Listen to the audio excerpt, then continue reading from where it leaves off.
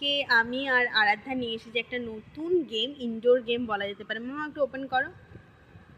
হ্যাঁ, তো এই খেলাটা সবাই নিশ্চয়ই পরিচিত এই খেলাটার সাথে, কারণ আমি নিজে যখন ছোট ছিলাম স্কুলে প্রচুর আমরা এটা হচ্ছে যে খাতার পিছনের দিকে আঁকিবুকি করে খেলতাম, ক্রস আর গোল্লা, মানে ভীষণ মজা হতো।